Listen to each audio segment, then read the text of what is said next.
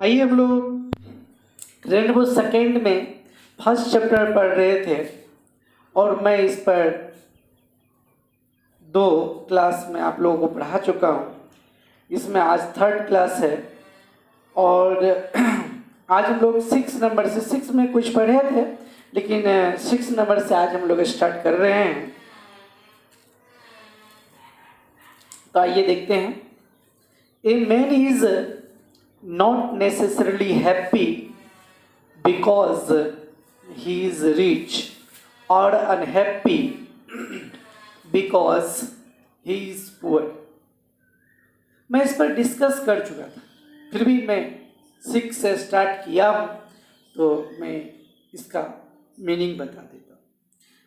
A man is not necessarily happy, necessarily मतलब आवश्यक रूप से, happy because he is rich or unhappy because he is poor। यह आवश्यक नहीं है कि एक व्यक्ति खुश होता है क्योंकि वह धनी है, और यह आवश्यक नहीं है कि कोई व्यक्ति दुखी होता है क्योंकि वह गरीब है। मैं इस पर आप लोग को बताया था कि अगर कोई व्यक्ति बहुत धनवान है तो वह सुखी होगा, अगर कोई व्यक्ति बहुत गरीब है तो वह दुखी होगा। यह बात आवश्यक नहीं है। मैं उस दिन आप लोग को बताया था कि यह जो सुख है, सुख की जो अवस्था है, यह मन की दशा है, मन की अवस्था है। धन से सुख और सुख से धन, यह एक दूसरे का पूरक नहीं। अगर आप गरीब भी हैं और संतोष है तो आप सुखी होंगे, अगर आप धनी हैं और बहुत लालची हैं जिसका मतलब आप दुखी होंगे। यहाँ पर महात्मा गांधी स्पष्ट शब्द में समझाते हैं, the rich are often seem to be unhappy. धनी लोग अक्सर दुखी देखे जाते हैं। The poor to be happy, और गरीब लोग अक्सर सुखी देखे जाते हैं। ऑफन, यहाँ पर टी साइलेंट होता है, इसको ऑफन पढ़ते हैं, ऑफन। तो गरीब लोग अक्सर दुखी देखे जाते हैं, और मतलब the rich are often seem to be unhappy, मतलब धनी लोग अक्सर दुखी देखे जाते हैं, और the poor to be happy, और गरीब लोग अक्सर सुखी देखे जाते हैं। तो इसका भाव ये, यहाँ पर महात्मा गांधी ये नहीं कि धनवान लोगों से नफरत करते हैं, ऐसी बात नहीं, और गरीब लोगों से, गरीब लोगों को लाइक करते हैं, ऐसी बात नहीं है। यहाँ पर यह देखा जाता है, ऐसा अक्सर देखा जाता है कि धनवान लोग जो होते हैं वे दुखी होते हैं अक्सर। ऐसा नहीं है कि बहुत ऐसे धनवान लोग हैं जो बहुत अच्छे भी होते हैं। याद रखिए, अर्थ का मतलब धन होता है। धन से 2 काम होता है। धन का मतलब एक परमार्थ होता है, परमार्थ का मतलब भलाई होता है। अगर धनवान लोग हैं, अगर उसके धन से भलाई हो रहा है, इसका मतलब, और उस धनवान में संतोष, धनवान के पास सुख संतोष है, इसका मतलब है कि वो धनवान सही है। लेकिन धनवान अर्थ, एक अर्थ तो परमार्थ हो गया, लेकिन एक अर्थ का होता है अर्थ अनर्थ। अर्थ मतलब अर्थ का एक दूसरा मतलब मीनिंग अनर्थ, अर्थ के लिए दूसरा आया अनर्थ। तो अनर्थ का मतलब अगर आपके पास धन है तो आप गलत काम भी कर सकते हैं, दूसरे को सता भी सकते हैं, तो उस जगह पर वह धन जो है वह गलत रास्ते के लिए हो गया। तो यहाँ पर यह मैं बताया कि धन का 2 कार्य होते हैं, एक परमार्थ होता है, एक अनर्थ होता है। यहाँ पर महात्मा गांधी यह बात बतलाना चाहते हैं कि धनी लोग अक्सर दुखी देखे जाते हैं और गरीब लोग अक्सर सुखी देखे जाते हैं। Millions will always remain poor, लाखों लोग हमेशा गरीब रहेंगे, लाखों लोग हमेशा गरीब रहेंगे। Observing all this, our ancestors dissuaded us from luxuries and pleasures. इसका वर्ड का हिंदी देख लीजिए। ऑब्जर्व मतलब अवलोकन करना, एंसेस्टर्स मतलब पूर्वज, डिसवेडेड माना किया, लग्जरीज भोग विलास, प्लेजर्स मतलब आनंद, इस सब का अवलोकन करते हुए हमारे पूर्वजों ने हम लोगों को भोग विलास और आनंद से मना किए। मतलब हमारे पूर्वज ये कहते थे कि भोग विलास वाला जीवन जीना ये भारत के लोगों के लिए नहीं है, आनंददायी जीवन जीना भारत के लोगों के लिए नहीं है। भोग विलास, आपके मन में होगा भोग विलास, मैं आपको एक चीज बताना चाहूँगा कि कुछ लोग देखिएगा कि मतलब मनी बहुत वेस्ट करते हैं सुख के लिए खोज में, और टाइम भी वेस्ट करते हैं आनंद के लिए। तो हमारे पूर्वज लोग यह बात से मना किए कि हम लोगों का जो जीवन है भोग विलास और आनंद के लिए नहीं है। We have managed with the same kind of love as existed thousands of years ago. Manage मतलब व्यवस्था करना, सेम काइंड मतलब एक ही प्रकार का, कॉटेजेस मतलब कुटिया, हम लोग जो है प्लाव मतलब हल, एग्जिस्ट मतलब अस्तित्व में होना, अस्तित्व में रहना, इस तरह से। थाउजेंड्स ऑफ ईयर्स एगो, कहने का मतलब ये है कि हम लोग उस हल का प्रयोग आज भी करते हैं जो हजारों वर्ष पहले अस्तित्व में था।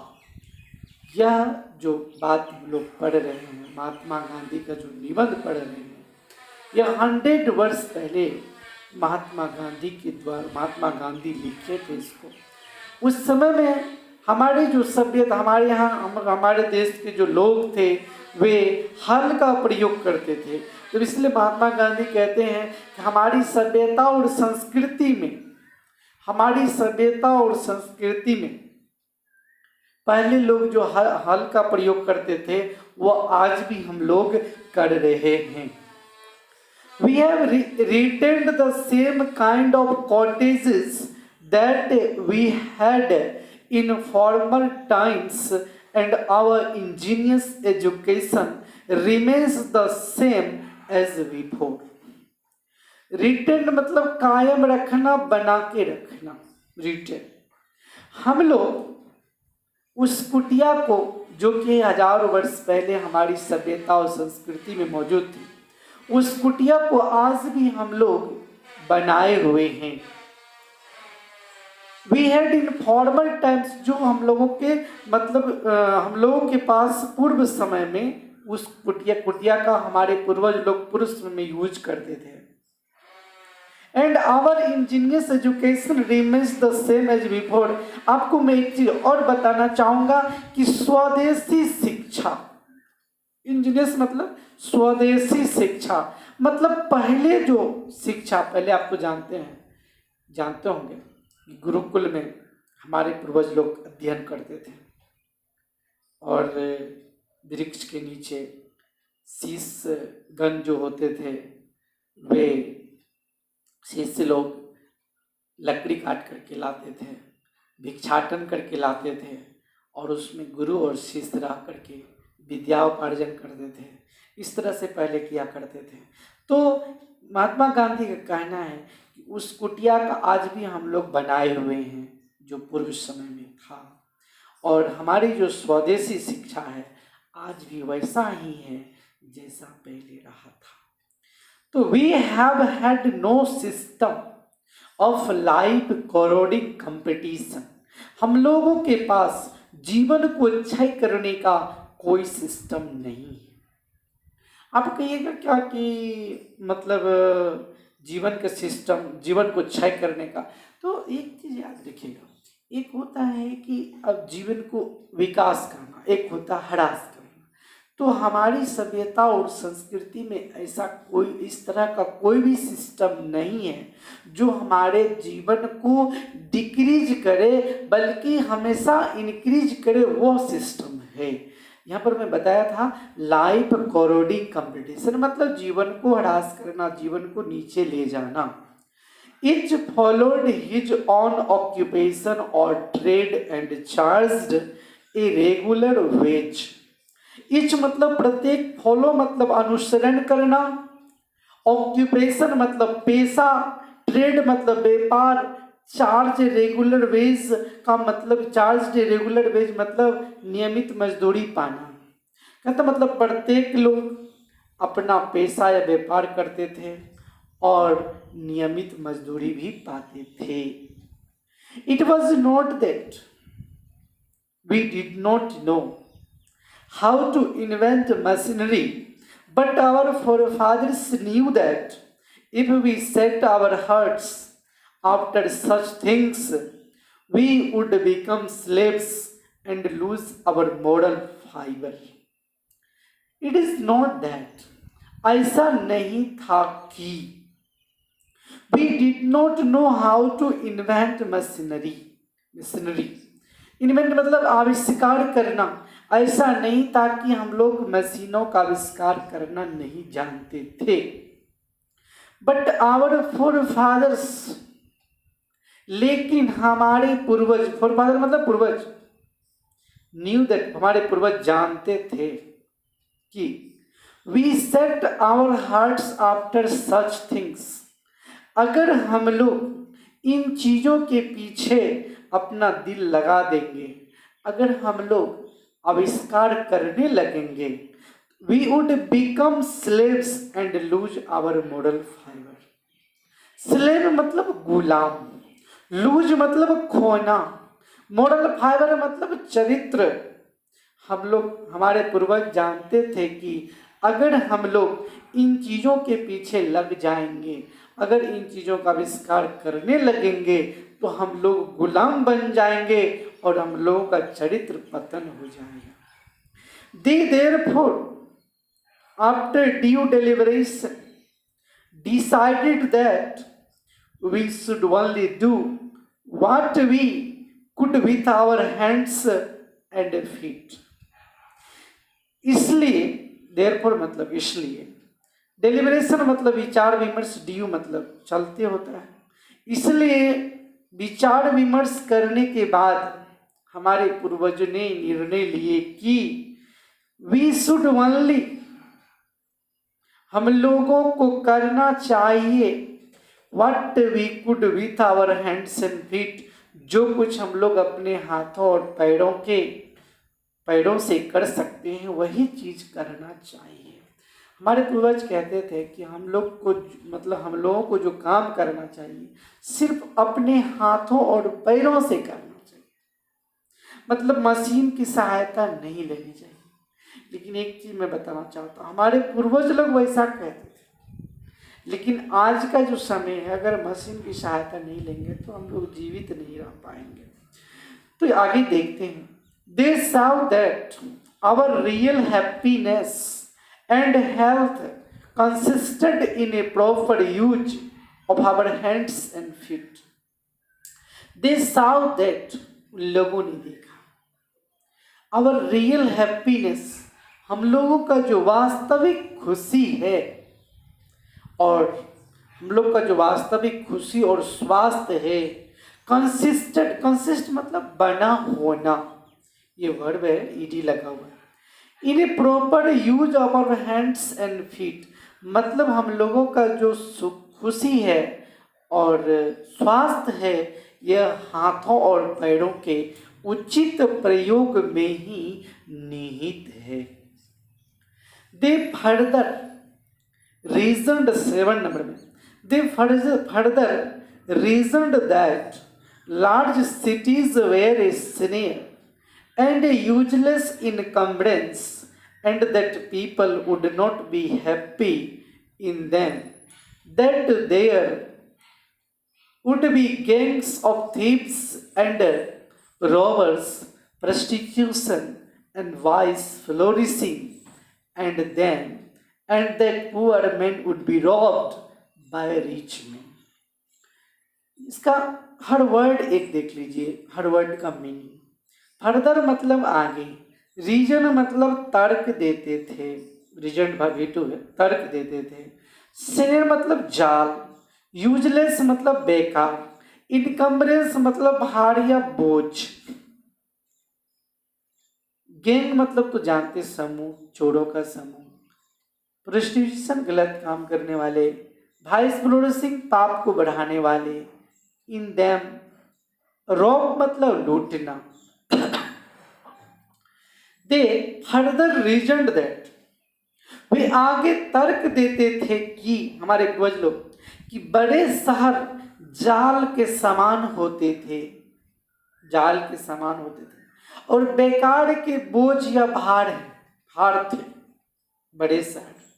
that people would not be happy in them, लोग उनमें खुश नहीं रहते थे। that there would be gangs of thieves and robbers, उनमें डकैतों, गलत काम करने वाले, पाप को बढ़ाने वाले लोग रहा करते थे। and that poor men would be robbed by rich men, और धनी लोग गरीब लोगों को धनी लोगों के द्वारा लूटे जाते थे। मतलब गरीब लोगों को धनी लोगों के द्वारा लूटे जाते थे। पैसिव वॉइस में वाक्य है, the poor man would be robbed by rich man, they were therefore satisfied with a small villages. इसलिए हमारे पूर्वज लोग छोटे गांव से संतुष्ट रहते थे। सेटिस्फाइड के साथ विथ प्रीपोजिशन लगता है, याद रखिएगा। विलेज तो गांव होता ही है, देयरफॉर इसलिए वे लोग छोटे गांव से संतुष्ट रहते थे। 8 नंबर में आइए, दे saw that kings and their swords were inferior to the swords of ethics, and they therefore held the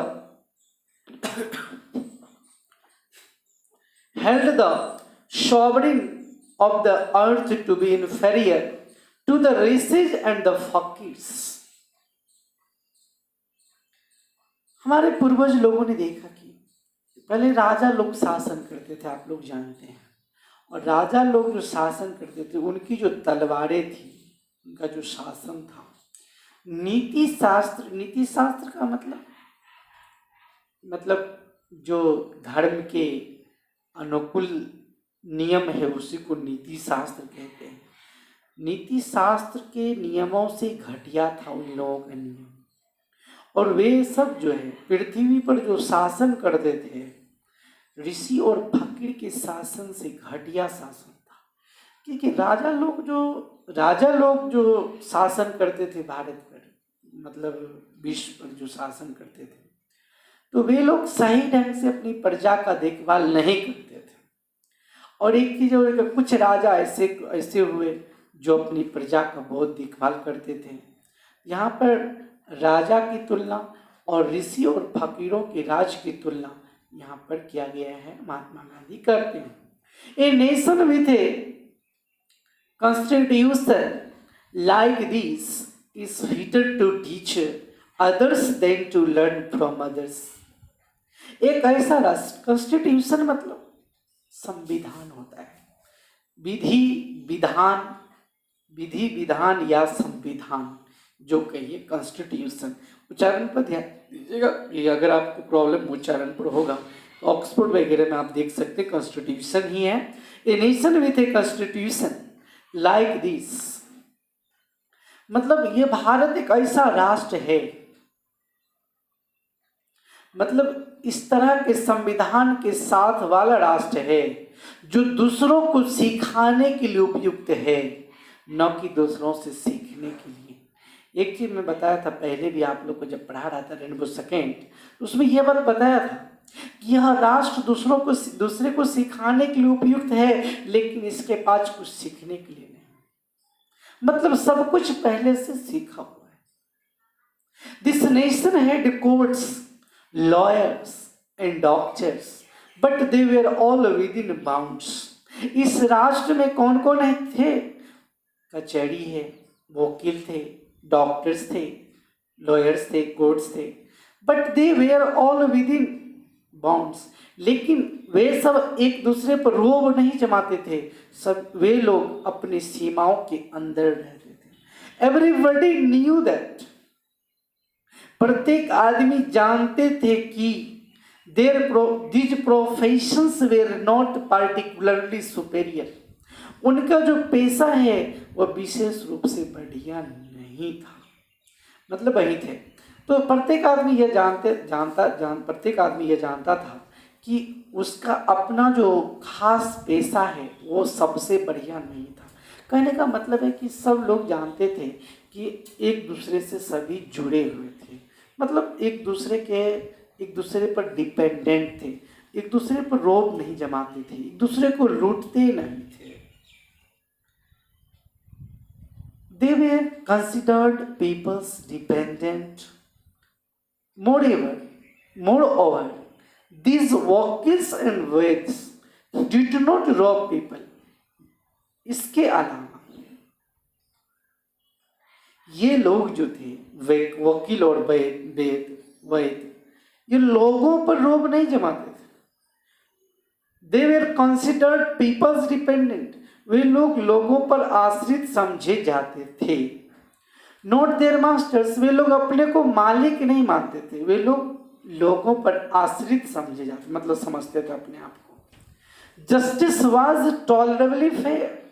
न्याय जो था वह काम चलाऊ था, मतलब बहुत अच्छा नहीं था, मतलब बहुत अच्छा ही है लेकिन मतलब सर्वोत्तम स्थिति में नहीं थी। न्याय काम चलाऊ जैसा था। टॉलरेबली मतलब काम चलाऊ, मतलब काफी अच्छा लेकिन पर सर्वोत्तम नहीं। The ordinary rule was to avoid courts. साधारण रूल जो होते थे वे कोर्ट्स को जो है ना अवॉइड करते थे, मतलब साधारण रूल लोगों को कोर्ट जाने के लिए नहीं देते थे। There were no touts to lure people into them. पहले दलाल नहीं होते थे लोगों को लालच देने के लिए। नो टाउट्स, टाउट मतलब दलाल, ल्यूर मतलब लालच देना। This evil too was noticeable only in and around capitals. देखिए ये जो बुराई विशेष रूप से आपको कहाँ मिलता, धनवान लोगों के इर्द गिर्द। The common people lived independently and followed there agricultural occupation. साधारण लोग जो थे स्वतंत्रता पूर्वक रहा करते थे और अपनी कृषि का पेशा को अपनाते थे। मतलब पहले जो लोग थे ना वो अधिकांश लोग कृषि पर आधारित थे, आज भी हैं, लेकिन पहले सभी लोग कृषि पर ही आधारित थे, मतलब कृषि करते थे, किसान थे और उसी से अपना जीवन यापन करते थे। The common people lived independently and followed the agricultural occupation. They enjoy true home rule. वे लोग ट्रू होम रूल का आनंद लेते थे। आप इसका बना के रखिएगा, पढ़ करके बनाइएगा और हम आगे पढ़ते हैं। फिर बाद में लास्ट में जब हम चेक पर समाप्त कर देंगे तो यहाँ पर इसका मैं क्वेश्चन आंसर भी क्लियर कर दूंगा इसी में, यहीं पर। तो आइए देखते हैं 9th नंबर से देखिएगा आप लोग भी, और याद रखिएगा जब आप रेनबो सेकंड पढ़िएगा तो सबसे पहले मैं बता ही दिया हूँ कि किताब बुक आप अपने सामने में रेनबो सेकंड को रखिएगा, और मैं बता ही देता हूँ कि किस नंबर से 6 नंबर से आज मैं पढ़ाया हूँ, तो यहाँ से स्टार्ट कीजिएगा और हर सेंटेंस पर आप हाथ रखिएगा, मतलब रख करके और इस तरह से पढ़ते जाइएगा। देखिएगा किस तरह से हिंदी कौन सा, ऐसे में तो सब उच्चारण प्रोनाउंसिएशन कर ही देता हूँ, इसके बाद वर्ड का हिंदी भी बता देता हूँ, इसके बाद सबका हिंदी भी बता देता हूँ। और आपको अगर किसी तरह का भी प्रॉब्लम, लेकिन स्ट्रक्चर को कमांड रखिएगा, वर्ड वगैरह को भी कमांड रखिएगा और बेहतर रहेगा। आइए 9th नंबर से, the Indian civilisation is described by me. भारतीय सभ्यता, the Indian civilisation is described by me as has been so described by its votaries. भारतीय सभ्यता जैसा कि मेरे द्वारा वर्णन किया गया है, डिस्क्राइब मतलब वर्णन करना, has been so described by its votaries, मतलब इंडियन सिविलाइजेशन को चाहने वाले को वोटेरीज कहा गया, भक्त या उपासक। तो भारत की सभ्यता को चाहने वाले जितने लोग हैं वे लोग भी उस तरह का ही वर्णन किए हैं जैसा कि महात्मा गांधी किए हैं। In no part of the world and under no civilisation have all men attained perfection, मतलब संसार का कोई भी हिस्सा नहीं और सब ऐसी सभ्यता के कोई ऐसी सभ्यता नहीं जिसके नीचे मनुष्य पूर्णता को प्राप्त किया है। मैं आप लोग को बताया भी था कि भारत की जो सभ्यता है उस सभ्यता को छोड़कर के दुनिया की ऐसी कोई सभ्यता नहीं है जिसमें कि मनुष्य पूर्णता को प्राप्त किया। आपकी पूर्णता शब्द क्या होता है कि मनुष्य को यह समझना है कि मेरा जो जीवन हुआ है, मैं जो संसार में आया हूँ, यह किस उद्देश्य से आया हूँ और उस उद्देश्य को पूरा करना सिर्फ भारत की सभ्यता और संस्कृति में ही पूरा हो सकता है, किसी में नहीं हो सकती है। तो आइए, the tendency of Indian civilisation is to elevate the moral being, that of the western civilisation is to propagate immorality. The tendency of Indian civilisation, tendency मतलब प्रवृत्ति, भारतीय सभ्यता की जो प्रवृत्ति है वो नैतिकता को ऊंचा उठाना, एलिवेट का मतलब ऊंचा उठाना, that of the western civilisation is to propagate immorality, और पश्चिमी सभ्यता की जो प्रवृत्ति वो क्या है, नैतिकता को फैलाना। मैं यहाँ पर एक बात बताना चाहूँगा कि अगर आप book line by line her each and every sentence को आप पढ़े हैं और उसका मीनिंग लगा लिए हैं और तभी आपका इसका ऑब्जेक्टिव बन सकता है। तो याद रखिएगा, बहुत स्टूडेंट क्या करता है, ऑब्जेक्टिव रटते रहता है। मैं आपसे पूछना चाहता हूँ, अगर 100 ऑब्जेक्टिव एक चैप्टर में बनता है या 70 ऑब्जेक्टिव 70 ऑब्जेक्टिव एक चैप्टर में बनता है, तो मैं यहाँ पर 21 चैप्टर की बात कर रहा हूँ, तो 21 मल्टीप्लाई 70 कर दीजिए, आप देखिए कितना हो जाएगा। उतना आप ऑब्जेक्टिव कभी लाइफ में याद नहीं कर पाइएगा। उधर कॉमर्स का भी है, आर्ट्स का भी है, साइंस का भी है, सब जब ऑब्जेक्टिव याद कर लीजिएगा तो आपको पता चलेगा ही नहीं कि हम कहाँ हैं। तो कहने का मतलब सर्वप्रथम क्या करना है, एट फर्स्ट बुक को थोरोली पढ़ना है। तो मैं पहले भी बता चुका हूँ कि जो स्टूडेंट स्ट्रक्चर पढ़ चुके हैं अच्छी तरह से, तो घर पर अगर बैठे हैं तो हिंदी शुरू से लेकर के अंत तक आप अच्छी तरह से बुक पढ़ करके ही आइएगा, क्योंकि हम अभी यहाँ तक पढ़ा रहे हैं, हम तो आपको ट्रिक बता रहे हैं कैसे पढ़ना है। ये नहीं कि हमारे भरोसे आप बैठे रहिए, आपको घर पर अब इसी ट्रिक से पढ़ना है। हाँ, जो स्टूडेंट स्ट्रक्चर याद नहीं, स्ट्रक्चर नहीं, ट्रांसलेशन मजबूत नहीं है वगैरह वगैरह, तो हम उसका भी हर चीज़ मजबूत करेंगे और उसको भी हम बोलेंगे। कुछ दिनों के बाद मैं बोलूँगा कि आप अब स्टार्ट कर सकते हैं। इसलिए जो स्टूडेंट स्ट्रक्चर वगैरह कमांड कर चुके हैं तो उनसे रिक्वेस्ट है, एडवाइस है उनको कि आप शुरू से लेके अंत तक, अगर पोइट्री नहीं पढ़ना है, अगर पोइट्री में जटिलता है तो कोई दिक्कत नहीं, हम तो पढ़ाएंगे, लेकिन प्रोज आप शुरू से लेके अंत तक पढ़ लीजिए यहाँ घर पर।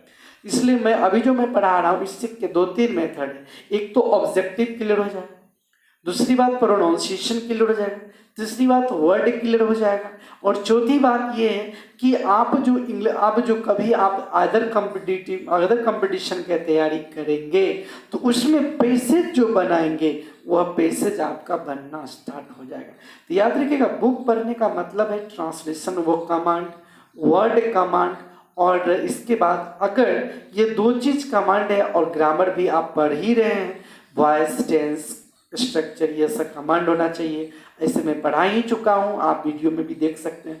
और एक चीज़ मैं बताना चाहूँगा, जितना भी मेरा चैप्टर वगैरह था इसको मैं प्लेलिस्ट में डाल दिया हूँ। मतलब प्लेलिस्ट में जाएगा तो हर चैप्टर आपको अलग अलग करके, आपको अगर मान के चले स्ट्रक्चर पढ़ने का होगा तो स्ट्रक्चर पढ़ सकते हैं, अगर आपको इम्फेटिक सेंटेंस पढ़ने का हो तो इम्फेटिक सेंटेंस पढ़ सकते हैं। मतलब आपको कोई प्रॉब्लम नहीं रहेगा पढ़ने में। और मैं आप लोग को ये भी बताया था कि जो स्टूडेंट्स अफोर्ड नहीं कर सकते हैं, मतलब जो पूर्णिया नहीं आ सकते हैं, जो आर्ट्स के स्टूडेंट हैं, कॉमर्स के स्टूडेंट्स हैं, और साइंस के भी अगर भाई और बहन जो नहीं आ सकते हैं फ्यूचर टाइम में, कहने का मतलब ये कि नहीं रहते थे, नहीं आ सकते हैं, घर पर ही तैयारी कर रहे हैं, तो मैं कोशिश करूँगा कि इस मतलब चैनल के माध्यम से कि मैं पूरी तरह से उनको, जब मैं क्लास भी करूँगा तो वहाँ पर भी मैं वीडियो डालता रहूँगा, क्योंकि जो ग्रामीण क्षेत्र के स्टूडेंट्स हैं सब चीज़ उनको जो नहीं आएंगे, मतलब कहने का जो घर पर हैं, खासतौर से जो बहन लोग हैं आर्ट्स भी रखी है, तो उससे मतलब उन लोगों को क्या करना है, इस तरह से जैसे मैं पढ़ा रहा हूँ इस तरह से आप लोग पढ़ते रहिएगा। तो आइए देखते हैं कि और जो भाई लोग भी हैं मतलब जो आ सकते हैं ठीक है, जो नहीं भाई बहन आ सकते हैं तो सब लोग घर पर जाकर घर पर ही रह करके इस तरह से मैं पढ़ाता हूँ कि मतलब जीरो लेवल के जो स्टूडेंट्स हैं वे भी अच्छी तरह से समझ सकते हैं। तो कोशिश कीजिएगा कि मतलब हर तरफ से मतलब जिस भी तरह से आपको लाभ पहुँचे उठाने का कोशिश कीजिएगा। आइए देखते हैं। देखिए मैं एक बार मैं इसका हिंदी और बता देता हूँ। The tendency of Indian civilisation is to elevate the moral being, that of the western civilisation is to propagate immorality. कहने का मतलब ये है कि भारतीय सभ्यता की जो प्रवृत्ति है वो नैतिकता को ऊंचा उठाना, और वेस्टर्न सिविलाइजेशन की जो प्रवृत्ति है वो अनैतिकता को ऊंचा उठाना। The latter is godless and the former is based on a belief in God, so understanding and so believing, it behoves every lover of India to cling to the old Indian civilization, even as a child clings to the mother's breast। इसको तोड़ तोड़ के देखिए, आप लोग अगर बड़ा sentence देखते हैं तो तुरंत हड़बड़ा जाते हैं। द लेटर इज गॉडलेस, यहाँ देखिए सेमीकोलन है, यहीं तक रुक गए। लेटर इज गॉडलेस, यहाँ एक फॉर्मर और लेटर की चर्चा मैं करना चाहता हूँ। फॉर्मर का मतलब होता है पहले वाला, लेटर का हिंदी होता है बाद वाला। तो यहाँ बाद वाला का मतलब है वेस्टर्न सिविलाइजेशन कल्चर।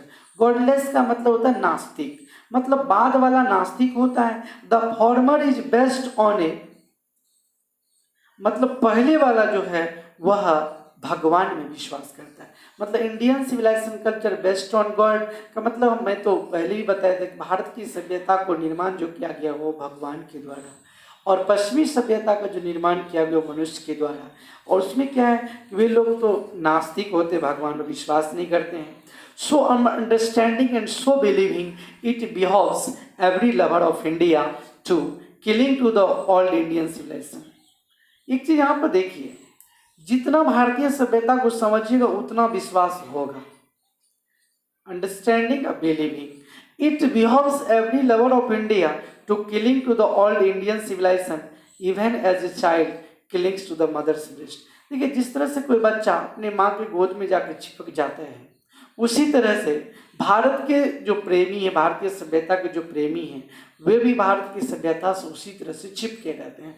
कहने का मतलब यहाँ पर ये है कि प्रत्येक भारतीय सभ्यता, भारत के जो प्रत्येक प्रेमी हैं, मतलब भारत की सभ्यता को मतलब प्रेम करने वाले उसी तरह से चिपके रहते हैं भारतीय सभ्यता में, जिस तरह से कोई भी बच्चा अपने माँ के गोद से चिपका रहता है। तो हम आज यहीं तक, कल 10 से हम लोग स्टार्ट करेंगे और जहाँ तक कोशिश करेंगे। आप लोग क्या कीजिएगा, ध्यान दीजिएगा, शुक्रवार और शनिवार ऐसी भी कोशिश करेंगे कि रेनबो सेकंड तो है ही, लेकिन आप लोग पढ़ करके रखिए। जैसे रेनबो सेकंड में पढ़ा रहा हूँ, आप इस रेनबो सेकंड को अच्छी तरह से पढ़ लीजिएगा। जब हम पुनः पढ़ाएंगे तो और आनंद लगेगा। तो ठीक है, आज यहीं तक। Thank you very much.